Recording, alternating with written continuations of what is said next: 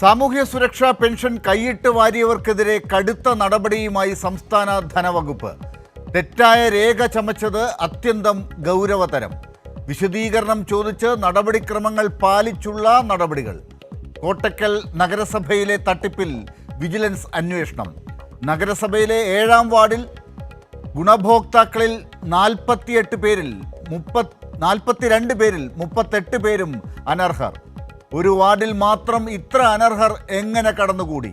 കോട്ടക്കൽ നഗരസഭയിലെ ഉദ്യോഗസ്ഥർ അറിയാതെ എങ്ങനെ ഇത്രയധികം പേർക്ക് സാമൂഹ്യ സുരക്ഷാ പെൻഷൻ കിട്ടുന്നു?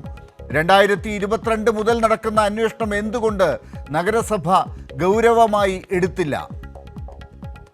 42-ൽ 38 പേരുടെ പെൻഷൻ സസ്പെൻഡ് ചെയ്തു എന്ന് നഗരസഭ അധ്യക്ഷ തന്നെ പറയുമ്പോൾ നാളിതുവരെ തട്ടിപ്പിന് കൂട്ടുനിന്ന ഉദ്യോഗസ്ഥരെ നഗരസഭ സംരക്ഷിച്ചത് എന്തിനാണ്? സംസ്ഥാനത്ത് സർവീസിലിരിക്കുന്ന അസിസ്റ്റന്റ് പ്രൊഫസർമാരും ആരോഗ്യ വിദ്യാഭ്യാസ വകുപ്പുകളിലൊക്കെയുള്ള മറ്റുദ്യോഗസ്ഥരും പെൻഷൻ വാങ്ങുന്നവരും ഈ കൈയിട്ട് വാരലിൻ്റെ ഭാഗമായത് എങ്ങനെയാണ്?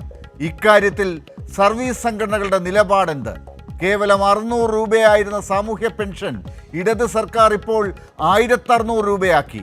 ഇനിയും പെൻഷൻ തുക വർദ്ധിപ്പിച്ച് 2500 ആക്കുമെന്ന് ഉറപ്പിച്ചു പറയുന്ന പിണറായി സർക്കാർ BMW-ൽ പോയി പെൻഷൻ വാങ്ങുന്നവരെയും AC-യും വലിയ വീടും കാറുമുള്ളവർ കൂടുതൽ പാവങ്ങൾക്ക് കിട്ടേണ്ട പെൻഷൻ കൈക്കലാക്കുന്നതിനെയും കടുത്ത നടപടികളിലൂടെ തടഞ്ഞ് കൂടുതൽ പേർക്ക് കൂടുതൽ പെൻഷൻ കൊടുക്കാൻ സർക്കാർ ഒരുങ്ങുകയാണ്.